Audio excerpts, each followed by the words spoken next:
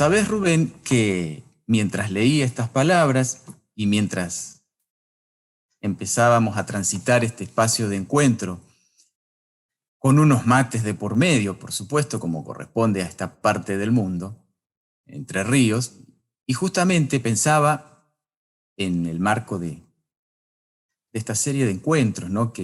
A las cuales nos ha invitado el Instituto y que ha llamado Los Imprescindibles, pensaba cuántas cosas tendrá para contar uno de estos imprescindibles de nuestro país, que en el caso de Entre Ríos, uno de los muchos imprescindibles, sos vos.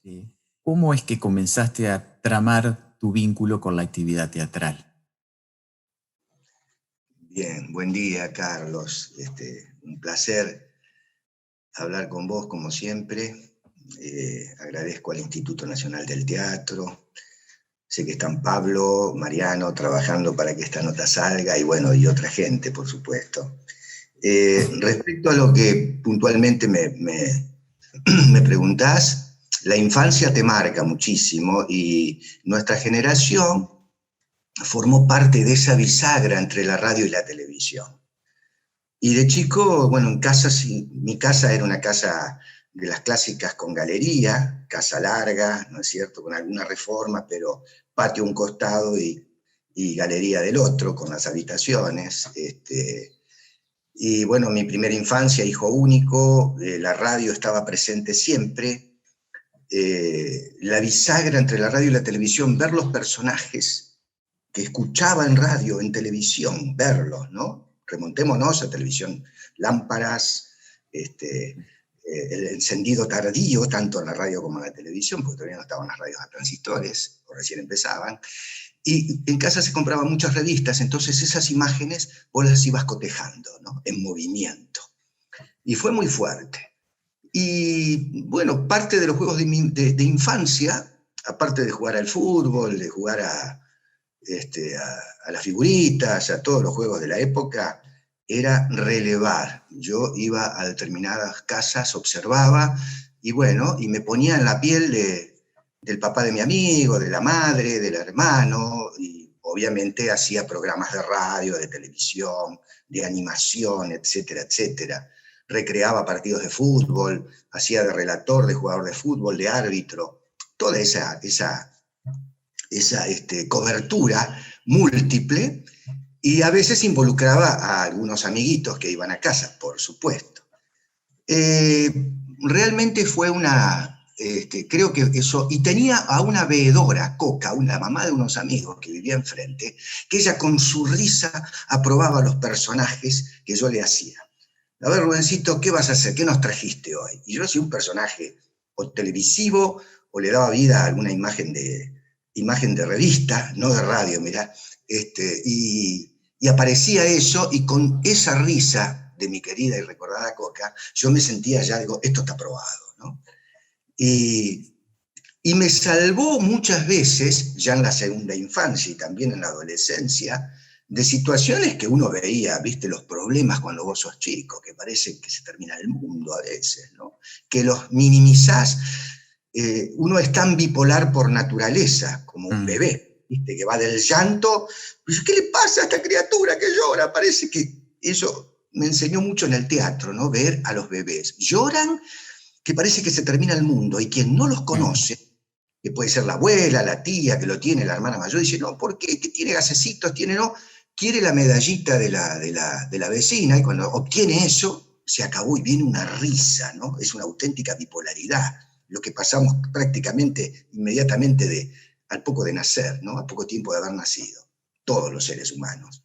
Y bueno, ese fue mi primer contacto. Y por supuesto en la escuela primaria hacía personajes, las maestras, los profesores, y yo notaba que eso marcaba, sacrificaban un recreo para ver eso. Y digo, mira qué importante esto. No me destacaba tanto jugando al fútbol o al básquet o al deporte que practicaba, pero eso lo hacía con un gozo tan grande. Y ver la quietud de mis compañeras, mis compañeros, y la tensión, no siempre, pero por lo menos con que haya sido una vez a la semana, ya era más que suficiente para ver que algo pasaba por ahí.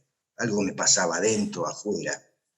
Pero mencionaste como al pasar en ese ambiente familiar, y esto también es interesante, ese objeto que sin duda es una marca de época, representa toda una generación, ¿no? Y es un objeto vinculado a una tecnología. Hablaste de la radio y es muy interesante porque evidentemente a vos la radio, por supuesto, además de la tele, pero creo que la radio en tu trayectoria y en tu propia vida ha sido un elemento importante. De hecho, vos creo que uno de tus trabajos más importantes en términos de teatro popular y uno de los primeros tal vez que te llevó a recorrer la provincia, el país y el mundo, está vinculado a la radio, ¿no?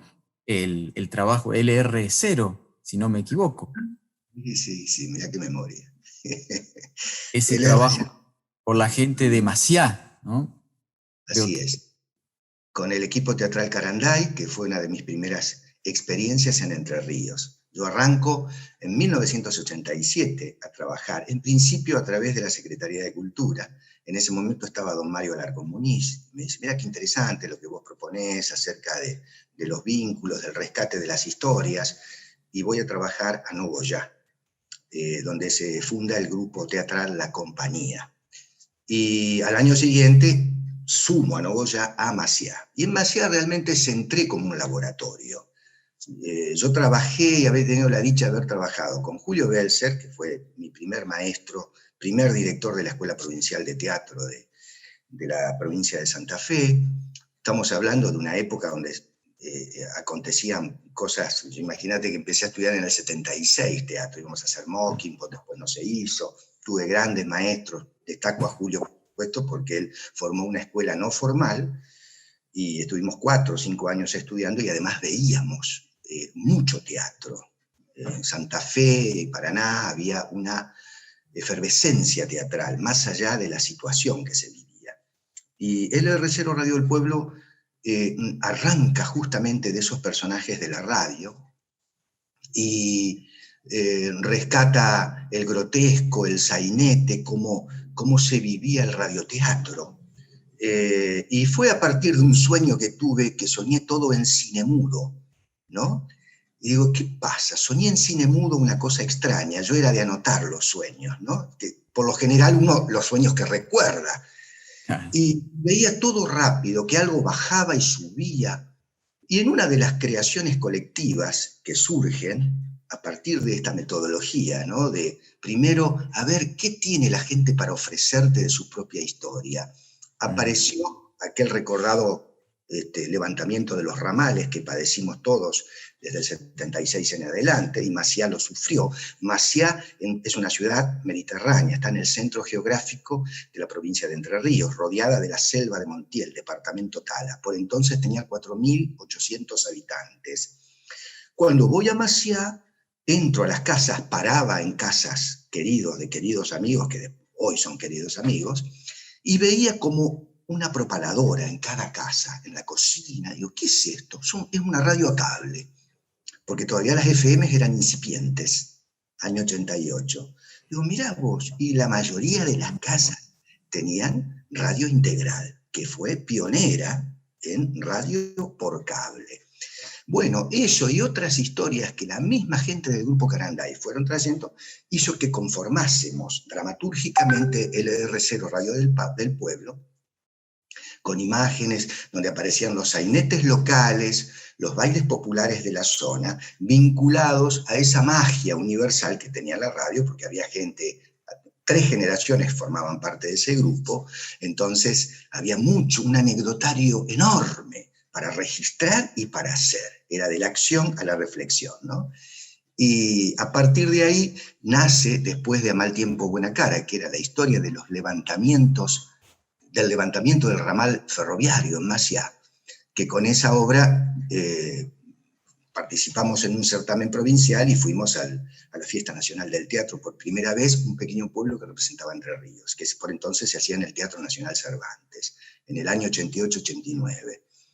Y con el R0, bueno, era la verdad que muy impactante. Ya teníamos ese antecedente de haber ido a la Fiesta Nacional del Teatro y empezamos a trabajar en cooperativa y a viajar mucho por la región.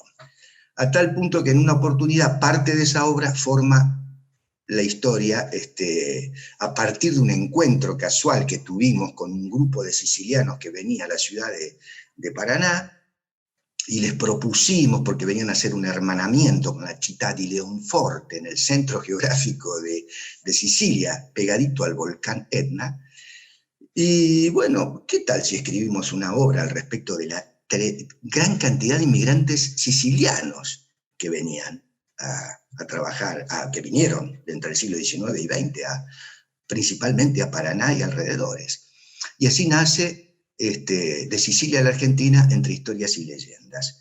Parte de esa obra, de LR0, de algunos de los cuadros, forman parte de esa obra. Lo hicimos con el ballet Città di Leonforte, que dirigía Nidia Pelser, y de ahí nace esa obra que te acabo de mencionar, donde había bailarines, músicos en vivo, y hablaba de la inmigración, con una línea que mantenía un personaje, un inmigrante que venía en barco, posteriormente tomaba un tren de Buenos Aires, se metía al interior del interior, ¿no? Donde se describían las siembras al voleo, los primeros ramales ferroviarios, la forma de embudo que tuvo el ramal ferroviario argentino en función del puerto de Buenos Aires, ¿no?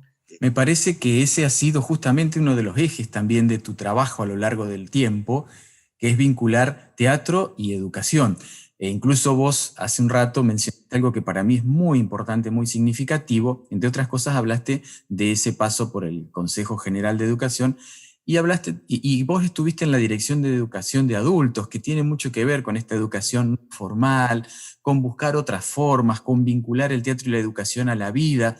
Incluso podríamos hablar, ya que me mencionaste hoy al principio algunas cuestiones que yo he trabajado, está vinculado también desde una perspectiva, diríamos, de la educación popular, de la educación desde la perspectiva de Paulo Freire, en el sentido de rescatar también aquello que ese con el que compartimos un proceso de enseñanza-aprendizaje ya conoce, ya sabe, ¿no? Y ese creo que ha sido una de las improntas, de las marcas también de tu laburo, en Maciá, en Crespo, en Diamante, en todos los lugares donde vos has trabajado, ¿no? En Nogoyá. Siempre me parece que ha tenido esa impronta. Sí, realmente tuvo que ver, mi primera etapa de vínculo. Yo comencé siendo, mi primer profesorado fue el profesorado elemental y ejercí como maestro. Después vinculé el teatro, bueno, las materias pedagógicas me generaron el aval para poder dar teatro en todos los niveles y modalidades de la enseñanza. Desde enseñanza elemental, incluso inicial, en los jardines, que es tan importante, hasta en la universidad. Y realmente, bueno, mi primer contacto fuerte fue con Roberto Vega, que un maestro que ha trabajado mucho, muchísimo, a través de sus libros y en lo práctico. Trabajé como asistente de él, estamos hablando de los primeros años, yo lo conocí en el 76, 77, en un curso que fue a dar a Santa Fe, y después perdimos vínculo y nos reencontramos cuando se formó el movimiento de teatro popular.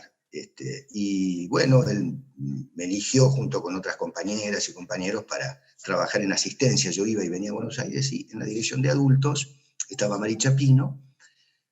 ¿Y dónde puedo continuar? ¿Dónde podemos trabajar en teatro en la educación? Y entonces Roberto dijo, tengo un discípulo ahí en Paraná. ¿Dónde? En Paraná. Bueno, y ahí empieza mi nexo con el teatro en la educación, y trabajamos sobre todo en la modalidad adultos y en la formación en los profesorados del trabajo corporal, el cuerpo como una herramienta, el cuerpo como instrumento de cuerda, viento y percusión, lo más barato y lo más caro que tenemos.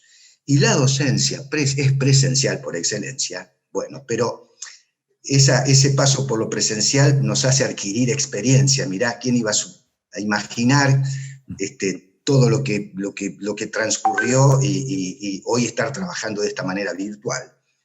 Pero la herramienta corporal en el cuerpo, en la proxemia, en la kinésica, todo el comportamiento gestual, en el tratamiento del espacio, que uno lo aprende en el teatro, y en el ámbito escénico, en la docencia es fundamental. Y de eso se trataba a grandes rasgos el trabajo que hacíamos, y tuve la dicha de trabajar en por entonces eran 16 departamentos, hoy son 17 departamentos en la provincia de Entre Ríos, y comencé en Barrio La Bianca, en un macro taller con más de 100 docentes en Concordia. Trabajamos en Islas del Ibicuí con las características insulares que tiene, porque Entre Ríos tiene esas tres grandes formas territoriales, que son lo urbano, lo rural y lo insular, porque hay toda una vida que uno no ve desde la ruta. ¿Qué pasa en Victoria, en las islas? ¿Y qué pasa en la isla de Martínez, que está frente a Villa Paranacito, que es como la Venecia del río Paraná, donde pasan cosas en el río? Y bueno, y eso fue también un aprendizaje, porque la enseñanza es un aprendizaje permanente de quien ejerce la docencia, ¿no?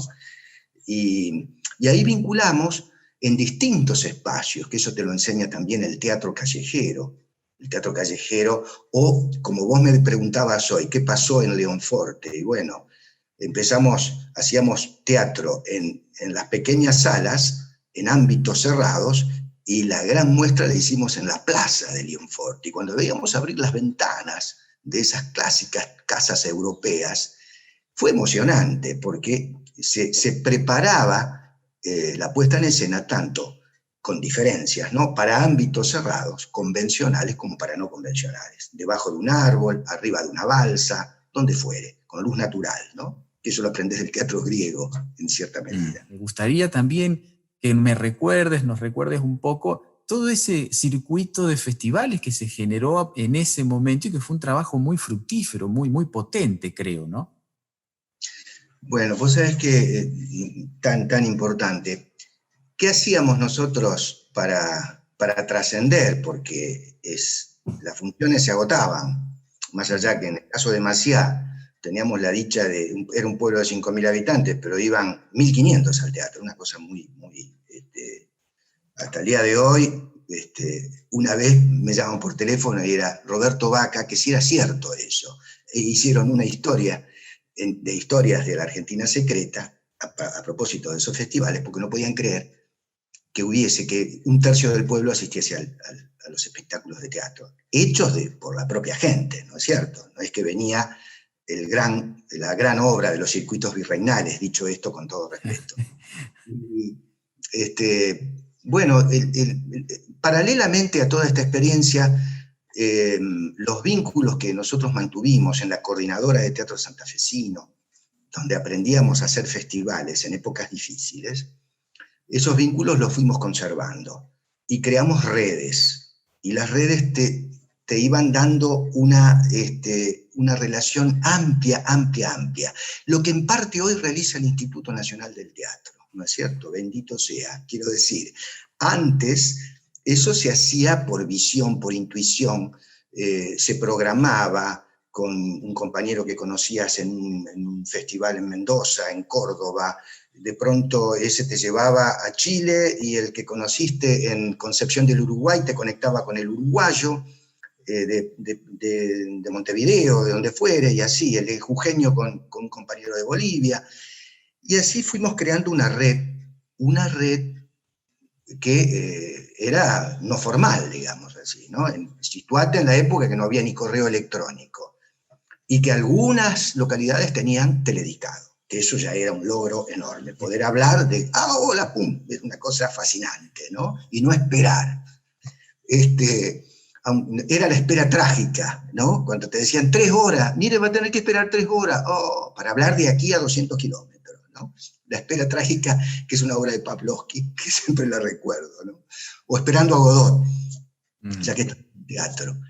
Y bueno, esa inmediatez que dio el telediscado y demás, y después era correo, esas redes nos ayudaron. Y una vez viniendo de Colón, de un encuentro que se hizo muchos años en Colón, con mucho esfuerzo, donde intervenían las entidades oficiales, el municipio, la provincia, y después los pulmones, ir a pedir arroz, ir a pedir carne, ir a pedir, etcétera, etcétera, y se armaban esos encuentros que lo armaba la gente de Colón, de distintos grupos de teatro, donde se hacían foros y discutíamos y peleábamos, porque después, a la noche siguiente, Colón es un lugar que está maravilloso, dotado de barrancas y de río, el río Uruguay, El Uruguay. El Colón a todo teatro. Colón a todo teatro. Se hizo como 15 años consecutivos, sí. Después se recuperó felizmente, pero en ese momento era un punto de encuentro del teatro entrerriano, y venían algunos compañeros del Uruguay. Y debajo de una palmera, en los Palmares de Colón, con el grupo Caranday de Maciá, dijimos, che, ¿por qué no hacemos un festival nosotros? Si tenemos contacto acá. Y allí surge en el año 91 el primer festival de teatro, que era Fiesta Teatral Maciá 91. Sin pensar, duró 16, 18 años consecutivos. Y eso nos llenó de vínculos. Y por entonces los primeros festivales eran ofrecer alojamiento, comida, y algo que se podía recaudar, nada más. Pero era notable cómo los grupos asistían, porque eso era confianza. Nosotros llegábamos a viajar de un lado a otro y era decir, bueno, te veo, no había contrato, no había nada por el estilo, bueno, te espero en la terminal, y uno estaba así, che, ¿vendrán? Sí, ahí venía la camioneta. Pero de la misma forma, imagínate que Maciá está a 18 kilómetros de una ruta y a 27 de la otra. No se pasa por casualidad, hay que entrar.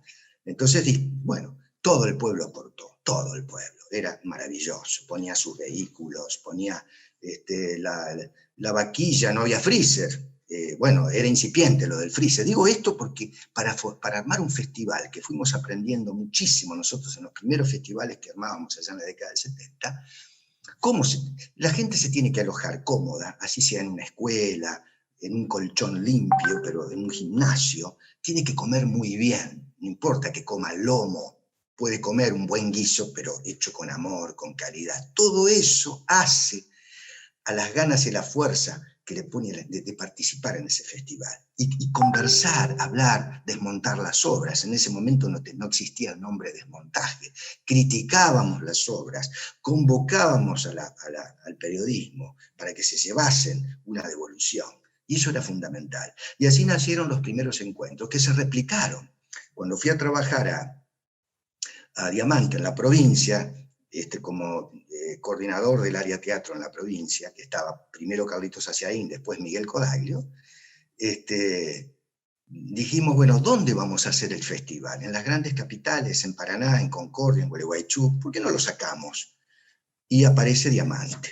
En ese entonces estaba Marta Rodríguez, directora de Cultura, y bueno, hicimos el primer encuentro provincial en Diamante, que salvó una sala, el Teatro Marconi, un bellísimo teatro construido a principios del siglo XX, y ahí emparentábamos todo, cómo salvar salas históricas que habían hecho los inmigrantes, que se habían poblado de tanta creación durante tantos años, porque muchas se empezaban a demoler, otras se alquilaban, la ley ya estaba vigente, pero no se respetaba. Y salvó el teatro, porque la municipalidad se hizo cargo. Fue un festival maravilloso, de público, porque también salía de la frontera de la sala.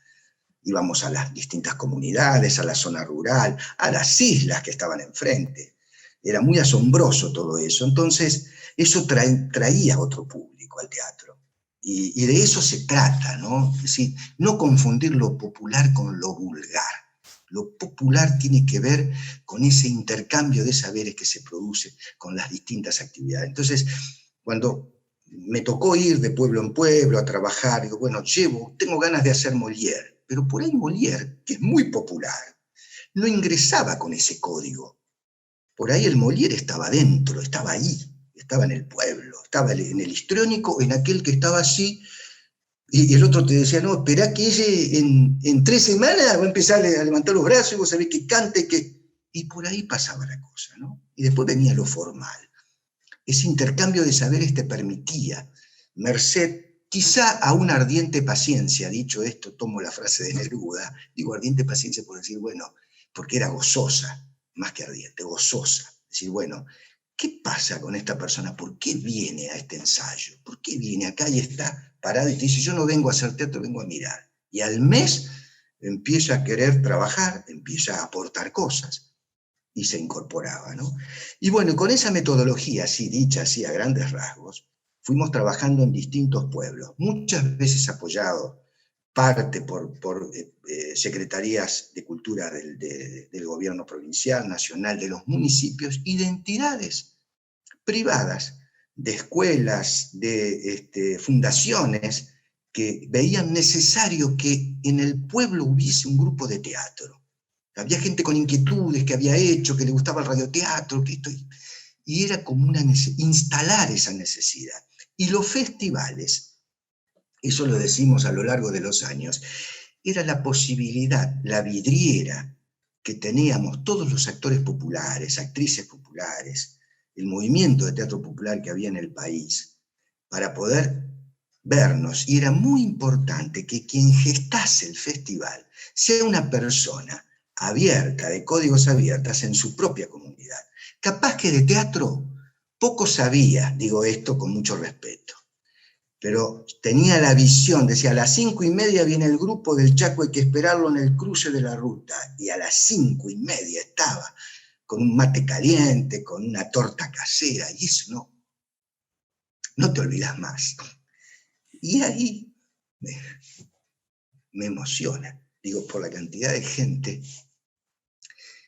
que sin estar vinculada fuertemente a la parte formal o intelectual del teatro, deseaba que en su pueblo hubiese un grupo de teatro, ese movimiento que generaban los festivales, conocer a una persona de otra provincia, invitarla a comer, de otro país, etc. Tenía una fortaleza enorme, y eran los auténticos gestores culturales. Que vos de pronto ibas a Jujuy. ¿Quién te conocía en Jujuy si vivías en Entre Ríos? 10 personas, una persona, dos. Pero la persona que te llevaba era un referente. Entonces dice, che, ¿quién va? ¿Quién viene a Jujuy? Viene Clavenzani. ¿Quién es? No, pero lo trae Marín. Ah, entonces algo va a pasar. Sea con el teatro, con la música o con la danza, con actividades vivas y presenciales. Y ahí viene esa famosa expresión, terminología de gestor cultural. ¿Cuántos gestores culturales hay en distintas comunidades, en cada barrio, en un sindicato, en una comunidad, en una entidad formal o no formal? Que son las personas que de pronto no tienen, digamos, la formación académica ideal, pero tienen el corazón y la formalidad, ¿no? Y la intuición de generar, armar y convocar. Son ellos los que convocan para que sean vistos los artistas. De ahí nace esa necesidad de hacer los festivales, que después se replicó en Asencan muchos años, con el reencuentro del teatro en Asencan, que eso te trae, ¿qué te trae? Relaciones. Se hizo una sala donde era un galpón. Hoy es una sala de teatro con aire acondicionado.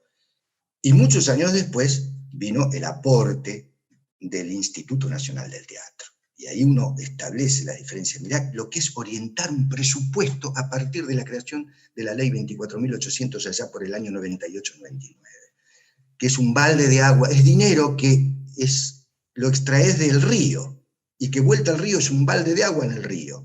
Pero para nosotros significó, con los defectos, con las críticas que uno puede hacer o pudo haber hecho, pero significó la reapertura de pequeñas salas, la necesidad de darle luz a los movimientos artísticos teatrales que había en cada lugar, en cada pueblo, en cada barrio. Y que después trascendieron, obviamente, trascienden en distintos niveles y dimensiones. Y de alguna manera me gustaría que mientras vamos también mateando y charlando, recordaras o volviéramos a recordar lo que fue aquel periodo importante acá en Paraná que tuvo que ver con la sala Juan Laurentino Ortiz, allá al lado del río, en el puerto, y el grupo de teatro también que se formó con gente muy joven y que hoy muchas de esas personas sin duda son integrantes activos de la comunidad teatral acá en Paraná y en la provincia, ¿no? Creo que ese también es otro de los momentos lindos de este trayecto que estamos recorriendo, ¿no? ¿Qué fue para vos o qué significó para vos, en todo caso, esa experiencia, ¿no? La sala, la Juan L. Ortiz y el grupo que se formó, ¿no? Bueno, fue muy fuerte. El primer encuentro, por entonces era un taller municipal. Estaba Gerardo Ayú a cargo, que nos había convocado, año 92, y empezó a llegar gente de por lo menos de 2 generaciones, de adolescentes a gente 30 y pico, 40 y pico de años, con distintas características y procedencias en todo sentido. Y a partir de esos trabajos de creación colectiva, del trabajo físico que se instala fundamentalmente, había chicos que jugaban al fútbol. Vicente, Leandro jugaban en Belgrano. Te imaginas, venían de una práctica intensa porque querían jugar en primera y después iban a ensayar. Y el Recordá que los dos hoy tienen una sala y se dedican justamente a trabajar en el teatro. Son referentes importantes acá, ¿no? Totalmente. Vicente. Mirá qué bisagra importante, generacional. Yo tengo unos años más que ellos, no muchos, pero unos años más que ellos, me permitía de alguna manera, por entonces decir, bueno, el profe tiene más años, etcétera, etcétera. Y comenzamos trabajando en la calle, con técnicas de teatro callejero, con obras recreadas del Negro Fontana Rosa, de otros autores entrerrianos, nacionales, y la creación colectiva que siempre estaba presente, pequeños cuadros que eran representados dentro y fuera de las salas. Y ahí el Juan L. nace donde hoy es la terminal de ómnibus de Paraná. Después se traslada al Juan L. actual y pasó por el depósito fiscal, los depósitos fiscales que están en la zona aledaña al dique central del puerto de Paraná. Toda esa transición generó, y el trabajo callejero, contándotelo así a grandes rasgos, generó curiosidad en la gente porque recorrimos, te diría que no sé, más de 40 barrios de la ciudad de Paraná. Y también interveníamos en los festivales. Íbamos a Crespo, donde se hizo muchos años un festival. Bueno, actualmente trabajo yo ahí en la COTEI, la Compañía de Teatro Independiente. Crespo es una localidad que está de raíz alemana, que está a 40 kilómetros de la ciudad de Paraná. Íbamos a la fiesta de Diamante, hemos ido a la fiesta de Maciá, y ahí esa juventud con esa energía potencial generó también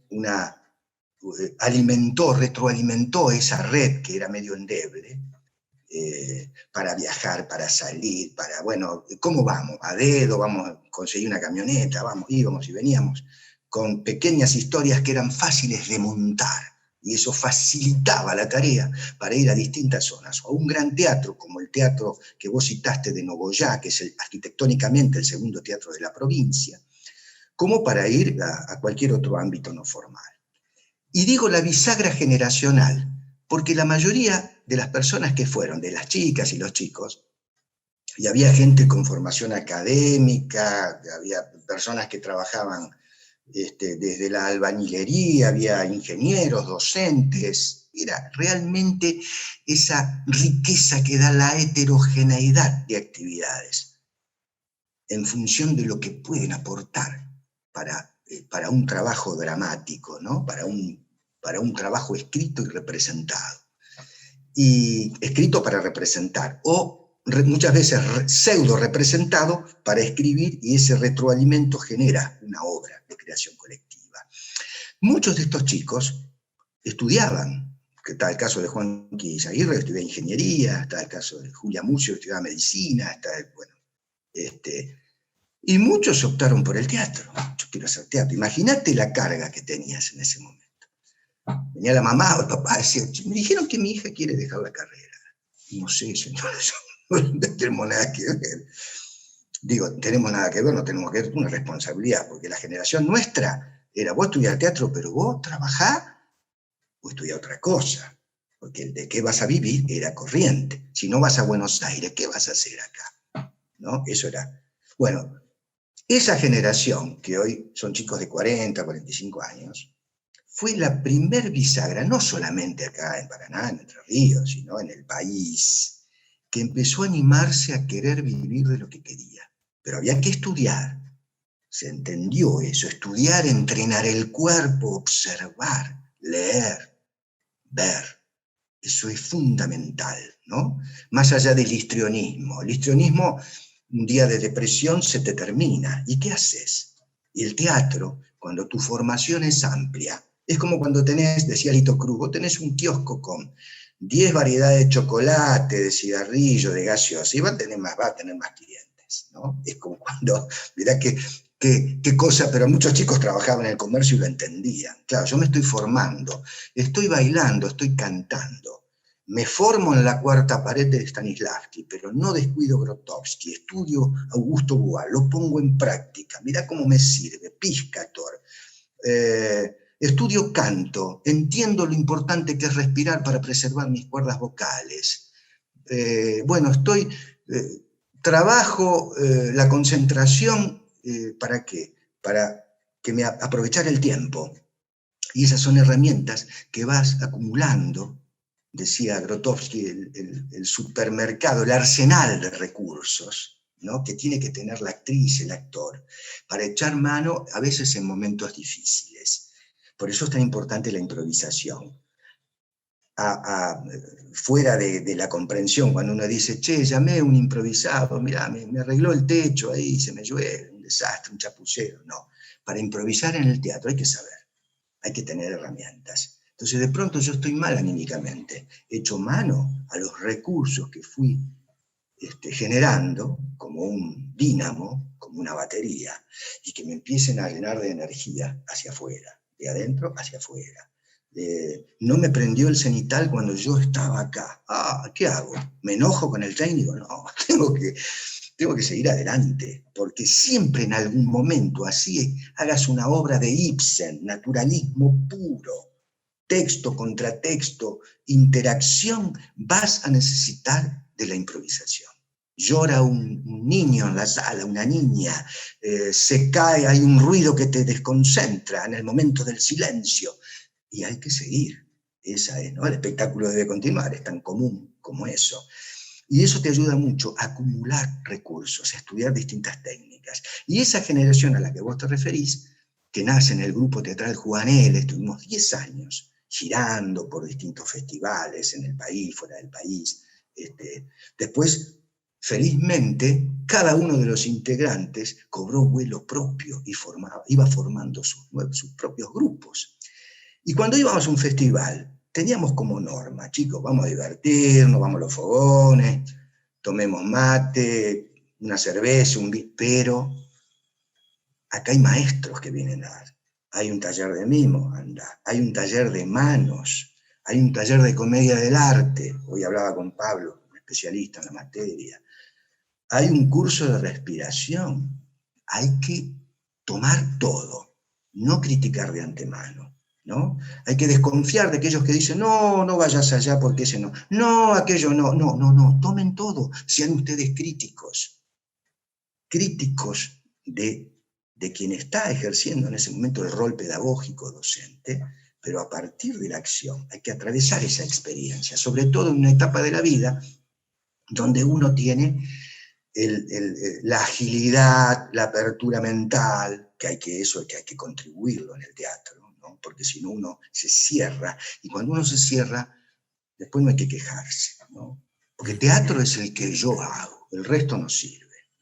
Escuchamos esa experiencia, esas expresiones desagradables, ahí empezamos a transitar por un camino de élite, que después uno se puede volver elitista naturalmente, porque se vuelve, prefiere tal o cual teorizador, ver tal o cual espectáculo, trabajar con distintas metodologías más que con otras, es natural. Pero es importante atravesar pedagógicamente, vivenciar las distintas experiencias. Y el teatro se hace con el cuerpo. Uno puede tener la teoría sólida, puede escribir, puede ser un gran ensayista, pero bueno, es un gran ensayista. Pero si querés subir, si querés trabajar como actor, como actriz, dirigir, es importante que trabajes el cuerpo. Y eso es hasta el último segundo de tu vida. Y ese grupo, esa generación en el país, empezó a optar por el teatro. Y años después, cuando viene el Instituto Nacional del Teatro, genera también un compromiso de estudio. ¿Por qué? Porque había que armar un proyecto.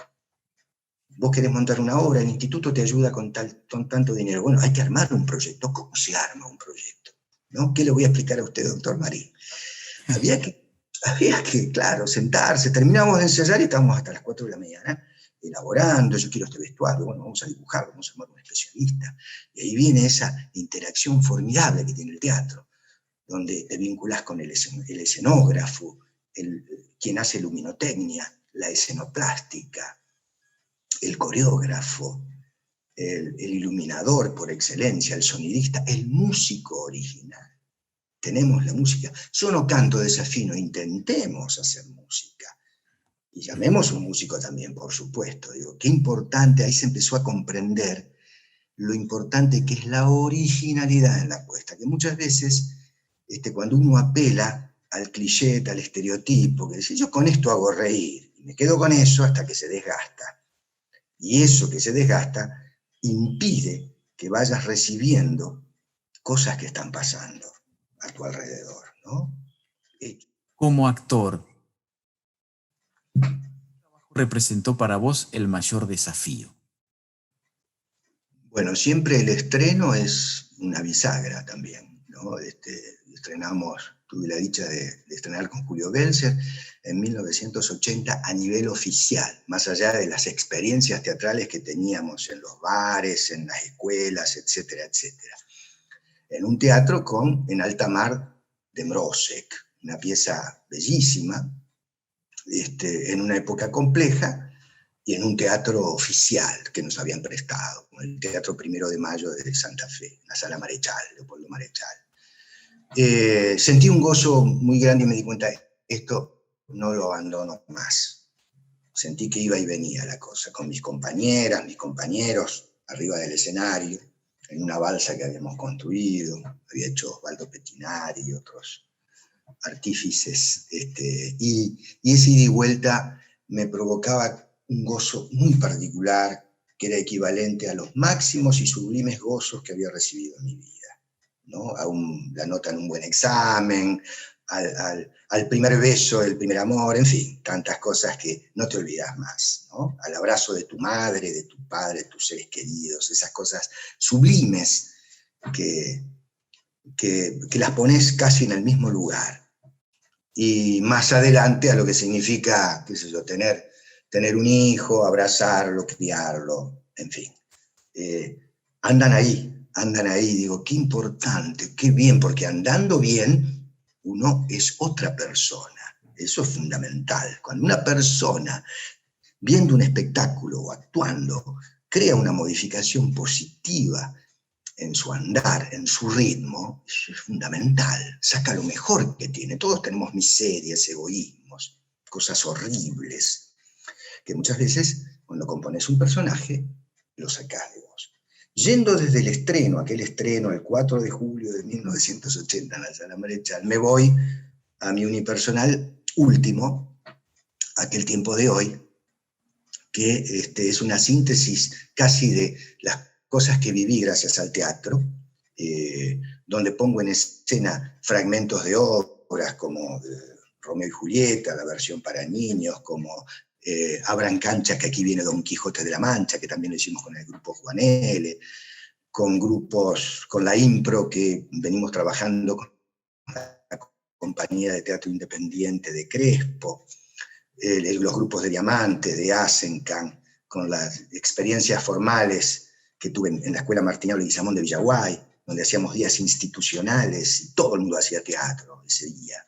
Bueno, todas esas experiencias, los viajes al exterior, gracias al teatro, las experiencias que tuve en la Universidad Jaime I de Valencia, en el sur de Italia, en Sicilia, en la Calabria, en el Teatro Papalote de Cuba, recuerdo, porque fragmentos de esa obra, que eran una suma de papelitos y de viejas computadoras que tenía, y mis hijos me decían, che, ¿qué va a hacer con esos papelitos? Porque por ahí, limpiando, ¿viste? Uno rescataba cosas. ¿Qué va a hacer con el cuadernito tamborcito que está diciendo? Mirá, bueno, y en esta PC vieja ya cambiala, papá, qué sé yo, bueno, y aparecían cosas. Y bueno, me puse a trabajar en la organización para que eso fuese una obra de teatro. Trabajé con Juan José Vitale, con Ana María Luna, con otras compañeras y compañeros del teatro, en la asistencia. Y de ahí nace Aquel tiempo de hoy, que es un homenaje a los inventores y la necesidad de inventar. Y bueno, creo que esa es la síntesis. He actuado, recuerdo, cómo no acordarme de aquel ascensor Encerrados en Libertad. Mirá la vigencia que hoy tendría la obra de Ricardo Leguízamo, que la hacíamos en un ascensor hecho, ¿no? Que lo habían hecho el ingeniero Salzman y Alfredo Jorge Godoy Wilson. Alfredo Godoy Wilson, bueno, artistas de primera línea, subía y bajaba. Y lo que era trasladarse en nuestros vehículos, ¿no? Peugeot 404, modelo 68, y el auto ¿Te de Ricardo. acordás? El final de esa obra, a París, doña Paulina. París, doña Paulina, mirá las vueltas de la vida, ¿no? Y esa obra que marcó, por supuesto, porque era lo hacíamos en un espacio aéreo que subía y bajaba, como era un ascensor, de las dimensiones un poco mayores que un ascensor natural. Y éramos dos personajes. Recuerdo también el gozo que recibíamos, ¿no? El ida y vuelta en los distintos escenarios donde nos presentamos. Me olvido de otras experiencias, pero no me olvido, la tengo vigente, una versión de Ricardo Piglia de La loca y el relato del crimen, que dirigió Julio Belzer y Elsa Guío, que recién nos dejó hace poquito, que felizmente Ricardo la vio y hizo una observación. Bueno, era un lujo tener a los autores en ese momento. Y por supuesto en la última obra hay todo de eso. Y el unipersonal era un poco un antojo. Digo, bueno, tengo que hacer un unipersonal. Hay una instancia de impro, porque imagínate que está Leonardo da Vinci, Juan Domingo Perón, Enrique Telemaco Susini, hay una vieja reaccionaria, cuando me dicen, ¿quién es esa mujer? ¿No? Esa mujer racista, clasista, a lo que repele toda cosa innovadora. Y le digo, empiezo por mis propias miserias, las que observé y las que tengo, ¿no? Para sacarlas y dárselas al personaje. Gracias al personaje uno dice que elimina varias cosas negativas que uno considera que tiene. Pero cuando las puede ver, felizmente, bueno, le pone un freno a veces a esas instancias difíciles, ¿no? Negativas. Aparecen un montón de personajes y bueno, de viajar con 30 personas, 25, 20, recuerdo los espectáculos de tango con Ramiro Gallo, Luis Barbiero, Pocho Fontelles, Elcita Ferrari, transitamos cantidad de escenarios, un espectáculo que tenía músicos en vivo, lo que implicaba eso, y digo, bueno, quiero hacer una obra ahora donde en una valija meta todo y sale. Entonces nos íbamos con Graciela, mi compañera, o con otro asistente como Juanjo, y con dos personas resolvíamos todo. Y esa obra también eran parte de mis talleres, que a veces ofrecía algunos capítulos donde trabajaba la técnica del cine mudo, donde trabajábamos la vinculación de los elásticos, de los personajes, algunos personajes de la comedia del arte, de las cuestiones faraónicas, de los oráculos, de los dioses del teatro griego, tanto de Eurípides como de Sófocles, del inicio de la comedia de Plauto, en fin, tantas cosas que estaban metidas ahí. Y ese espectáculo, como tiene una parte de teatro de impro, a veces ahí aparece el origen del tango, el origen de la cumbia, cosas disímiles, porque en un momento dado yo pido un título para una cumbia y a veces te piden otro y te dan otro, y bueno, la cumbia que tiene una raíz afro-andaluza y de pueblos originarios, que cómo recala en esta zona del litoral y trasciende nuevamente con la fortaleza que tuvo, similar a esa cosa que tuvo el tango, de orillero a las clases altas de la sociedad. En fin. Bueno, y fíjate que hablamos de tu faz como actor, de tu faceta como actor, de todo esto que nos has comentado, de las herramientas y de los procesos que has realizado. Y también nos queda otro punto, me parece interesante, que es, mientras te vas tomando un mate, porque para aclarar un poco el garguero, que estaba pensando también en tu trabajo como director, pero no como específicamente director teatral, sino director en distintas instituciones vinculadas, por supuesto, a lo cultural, y no podía dejar de mencionar tu función actual como director del Museo Histórico Provincial Martiniano Leguizamón. Pero en relación al teatro en este sentido, es decir, de acuerdo a tu trayectoria, en función de todo lo que vos has realizado, de todo ese capital que tenés, que por supuesto pones a disposición de los otros, eh, ¿cómo se piensa la vinculación entre teatro y educación? ¿Qué posibilidades hay o qué potencialidades hay ahí para dinamizar la actividad de una institución? Por supuesto, ha cambiado en los últimos tiempos, pero que estaba asociada a algo tan conservador y tan quieto como un museo, y un museo histórico, por ejemplo, ¿no? ¿De qué modo el teatro, y esto como director te lo pregunto, y como también pedagogo y actor, cómo el teatro puede aportar a dinamizar justamente la vida en esos espacios y lograr, como vos hiciste con esos festivales que generaron y con todo tu trabajo, que el museo salga al encuentro de la gente y que a la vez forme público, ¿no? En el contexto actual. Puntualmente, en el caso de nuestro Museo Histórico Martiniano de Guizamón, cabe agregar que en Maciá está el vestuario teatral, uno de los más grandes del país, con más de 15.000 piezas, que dirige Carmen Giglioni y otras compañeras y compañeros del equipo teatral Caranday, que dio origen a ese vestuario a partir de lo que pedíamos a las actrices, a los actores en cada festival, y nos metíamos en lugares, en stands, nos metíamos, principalmente la gente que vive en Maciá, y dio origen al vestuario teatral Caranday. ¿Por qué digo esto? Porque también es un museo, y es un vestuario que tiene vida.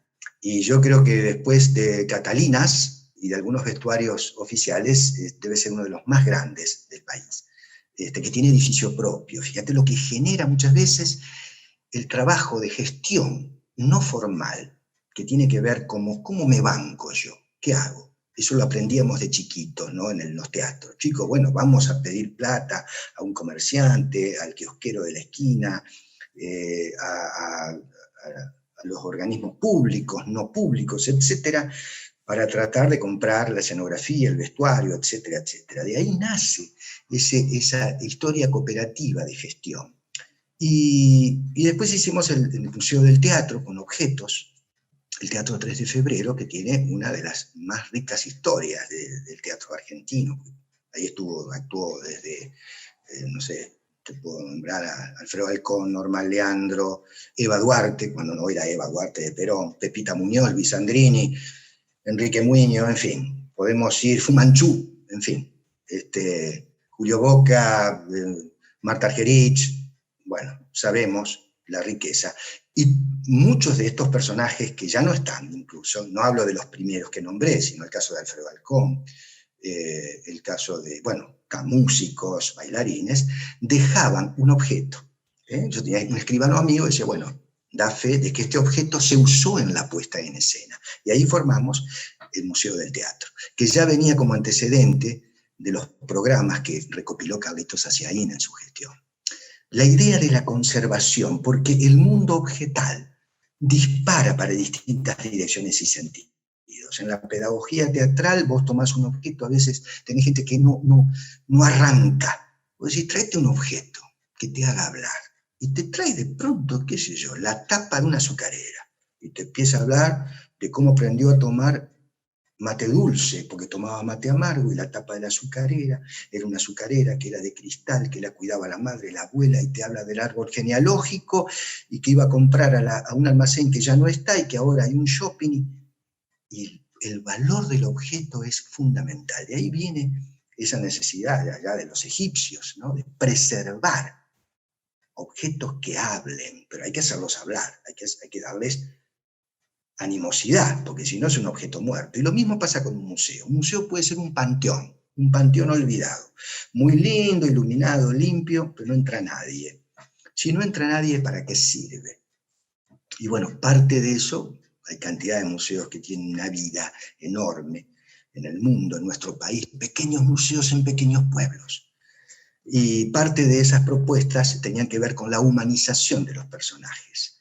Y sobre todo de ciclos que hablasen de la historia, rica historia en Entre Ríos. Pensé que Entre Ríos es la bisagra de la Constitución Nacional, de Urquiza en 1853, del primer esbozo de República, Ramírez en 1820. Urquiza creó el Teatro 3 de Febrero, era un hombre con una cabeza, más allá de que pensemos en cosas a favor y en contra, como toda historia argentina, hombres de la historia argentina y del mundo, pero creó teatro, creó escuela de arpas, creó el colegio. Tenía una cabeza, digamos, vinculada al arte y la educación y a la escuela de guerra, obviamente, como todo militar. Y en cada lugar, en cada rincón, gracias al teatro, que puedo decir, he recorrido más de 60 municipios y comunas de la provincia de distintas características, creamos míticos pueblos, míticos barrios de pueblos entrerrianos, donde citábamos a personalidades de la comunidad que hablasen de la historia. Por ejemplo, Quinto Cuartel de Victoria, fue Jorge Medina y otros habitantes de Victoria que hablaron, ahí se creó Victoria, no donde está hoy. Ahí en el Quinto Cuartel, que hay ruinas, que hay un rescate, un intento de rescate cultural. Puerto Viejo, ahí empezó Paraná. El Paraná post pueblos originarios, que era escasa la actividad, ¿no? Los habitantes originarios. Ahí comenzó, en ese cruce del río Paraná, entre Santa Fe y Paraná. Bueno, ¿quién está? Hay una persona visibilizada que escribió un libro que va a dar una charla al respecto, porque el museo es provincial. Liebig tenía puerto propio. ¿Por qué? Porque engordaban los animales y los ingleses los llevaban al Canal de la Mancha. Dimos con el barrio sur de Santa Elena, una riqueza equivalente a Villa Guillermina, a Santa Ana, sino que no tuvo tanta prensa como tuvo el norte santafesino y la forestal, donde se hizo una película, donde fueron Alterio, Brandoni, en fin, actrices y actores y directores que proyectaron el arte, cuánto ayuda, proyectaron esa historia tan rica de ciudades-estado que creaban los ingleses, con policía propia, moneda propia, etcétera, etcétera, etcétera, vías férreas y puerto para que la producción vaya directamente al Canal de la Mancha. Era fenomenal. ¿Cuánto se puede aprender desde el relato oral tradicional y de algunas cosas escritas? Bueno, en esa fenomenología, yo te lo presento muy caóticamente, era uno de los principales ejes para que vivencialmente se narre. Y siempre antes de una narración de un historiador, de un docente, de un habitante del pueblo originario, trabajábamos con lenguajes artísticos. El teatro estuvo presente en la recuperación de Calandria, por ejemplo, una de las primeras obras del teatro entrerriano, escrita por Martiniano Leguizamón. Sin saber que yo iba a ser director, bueno, era secretario de Cultura de la ciudad, conformamos ese grupo que iba a ser la comedia itinerante municipal, y arrancamos con Calandria justamente porque autor entrerriano, y hay una lectura sobre el gaucho del siglo XIX, ¿no? Esa necesidad de pertenencia, bueno, las contradicciones que lo ponía frente al poder, etcétera, etcétera. Coterráneo casi con el Moreira de Ricardo Gutiérrez y con otras expresiones. Y bueno, en el museo, la humanización, ahora estamos trabajando, incorporamos el lenguaje del rap, confrontamos con payadores, lo hicimos el año pasado en la Noche de los Museos, esa historia viva que atrajo un montón de público, con temas como López Jordán versus Urquiza, dos caudillos, obviamente Urquiza con un nombre mucho mayor que al de López Jordán, que tuvo muy poca visibilidad. Lo hicimos en lenguaje, raperos versus payadores. El rapero tiene mucho que ver es la payada moderna, es ese trabajo actoral, musical y dancístico que tiene el chico que saca una problemática barrial y la pone ahí, ¿no? Cuánta de teatralidad y del teatro de la espontaneidad que hablaba Bernardot tiene ese rapero que en ese momento pone ahí de manifiesto una necesidad y confronta y parece que se van a matar y no pasa nada. Cómo el arte es tan sanador y salvador y difusor de grandes problemáticas para que vengan las soluciones, por supuesto. Y ahora estamos preparando para la Noche de los Museos, a partir de eso que tuvo una fuerte repercusión porque nos encontró la virtualidad. Y merced a la historia del radioteatro, pusimos en escena, en el éter, solamente para el audio. Pensemos que los museos tienen 5 sentidos. Hemos hecho trabajos con chicos de la Helen Keller, no videntes, donde nos enseñaban a transitar el color de los pasos, en la forma de respirar. Decía, ahí viene la señorita Betty. ¿Por qué? Porque por los pasos, por el sonido de su respiración, etcétera, etcétera. Bueno, ese intercambio de saberes que hicimos con chicos hipoacúsicos, no videntes, donde les llevábamos la rica numismática, por ejemplo, que existe en el museo, y a partir de ahí íbamos trabajando distintas etapas de la platería entrerriana, a partir del tacto y la descripción de lo que genera ese tacto, ¿no?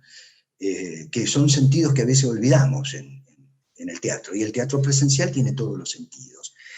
Y estamos pusimos en el aire, digamos así, la historia de la Delfina y Francisco Ramírez, aquel caudillo, conocido como Pancho Ramírez, aunque Pancho no le decían, dicen los historiadores, y ese amor inconmensurable que fue la Delfina, que algunos niegan, pero la historia de amor existió de alguna manera. Era, por otro lado, negado porque era una mujer que iba al frente, ¿no es cierto? Lo fue Juana Zurdú y lo fueron tantas mujeres que en los ejércitos del norte estuvieron presentes y que no tuvieron luz ni nombre. Aquí en Entre Ríos pasó con la Delfina. Respeto a los historiadores que niegan su participación, pero también respeto y tomo la historia novelada. Mirá. Me hace pensar en el cambio de formato, en las alternativas que ha habido que hemos tenido o que ustedes han tenido que generar este año tan especial, en el que el aislamiento social, el distanciamiento, han reconfigurado un montón de cosas y en particular han afectado, por supuesto, las actividades artísticas y ni hablar la teatral, que hace o que tiene en el convivio, en la presencialidad, algo que la define y la identifica. En ese sentido, bueno, ¿qué opinión te merece, digamos, esta situación? ¿Cómo, de alguna manera, brevemente, cómo estás pensando el futuro?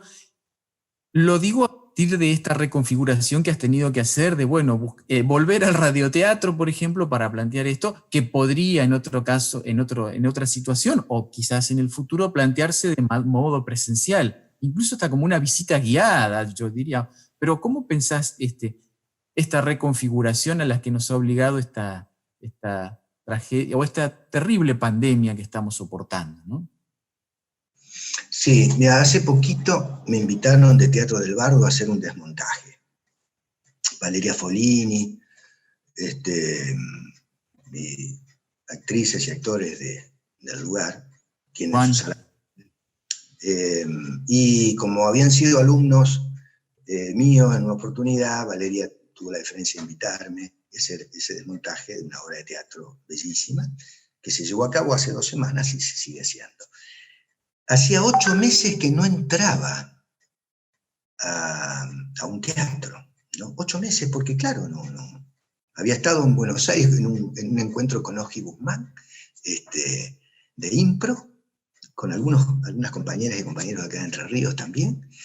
Habíamos ido a un teatro de San Telmo y marzo, estábamos pero digo, en marzo no fui nunca al teatro, no entré, ensayamos, fui a Crespo, y nos sorprendió la pandemia, este hecho tan inusual en el mundo, y bueno, hace 2 semanas asistí, éramos 10 personas, en una sala para 50, ¿no? De acuerdo al protocolo, con barbijo, como corresponde, la proxemia ideal, y me sentí, digo, ay, qué hermoso volver a sentir ese aroma al teatro, porque están los 5 sentidos, vos sentís el aroma del que está al lado, de la que está al lado, el tuyo, en ese contexto, el de los actores, las actrices, cuando se enciendan las luces, el tacto, porque estás tocas el ticket, tocas al que está al lado, o la butaca, o el piso, intervienen los 5 sentidos, y es realmente insustituible. El teatro es presencialidad, no hay vuelta que darle. Si no, veamos cuando se decía el teatro muere, cuando nació la radio, el radioteatro, cuando nació el cine, la videocasetera, todos los sistemas de plataformas intentó, ya lo quiso hacer Meyerhold, cuando puso una pantalla gigante, no. Teatro es el cuerpo del actor. Después viene todo lo demás. El cuerpo, si no está presente, lo físico, lo intelectual que sale de la persona, si vos haces Otelo de Shakespeare y no estás trabajando bien actoralmente, desnudás tu déficit, ¿no? Ahora, si haces un texto más o menos, y muchas veces hay textos flojos, mediocres, pero la actriz, el actor es tan gigante en escena que vos decís, ¿viste lo que dijo? Que el clavo oxidado estaba por caer del cielo raso. ¡Chao! ¡Qué imagen poética! Vaya uno a saber, ¿no? Mi modo de ver es esa, la presencialidad. Creo que nos espera un tiempo de readaptación. Hay unas ansias y unas ganas atroces, feroces. Brevemente, ¿cómo ves el futuro, lo que va a venir? Y el teatro es imaginación, fundamentalmente, ¿no? Generar, ampliar la imaginación del espectador, de la actriz, del actor, de los hacedores, de los que escriben, de los que están en ese vasto mundo, motivo por el cual virtualizarlo fue la alternativa en estos meses de pandemia, atípicos en los últimos años, ¿no? Por lo menos que nos tocó vivir a nosotros, motivo por el cual no quiere decir que esto sea el teatro. Lo hemos sobrellevado de la mejor manera posible, ya se están, bueno, hemos visto por streaming, por otras modalidades y formas teatro, pero el teatro es presencia. Entonces apostamos, por supuesto, a la presencialidad. El teatro es esa instancia donde se comparten los 5 sentidos: espectador, actrices, actores y toda la creatividad de escenógrafos, músicos, productores, todo el vasto mundo del teatro que hace, en esencia, que el teatro sea el arte, como dijo Luigi Pirandello, el arte del verse vivir. Y para vernos vivir, podemos vernos de distintas formas, pero vivir es abrazo, es lactancia, es beso, es llanto, es cuidado y protección. Si estamos en este mundo fue por todo eso, y de ahí viene que este arte milenario no puede ser reemplazado, pero el teatro esencialmente es vida colectiva, compartir. Así que muchísimas gracias y nos estaremos viendo y encontrando en cualquier momento. Un abrazo muy grande. Abrazo, Carlos, y mi agradecimiento a todos los que hicieron posible, principalmente al Instituto Nacional del Teatro. Así que arriba el teatro y vamos por más en este bellísimo arte que contiene a tantas otras. Arriba el teatro.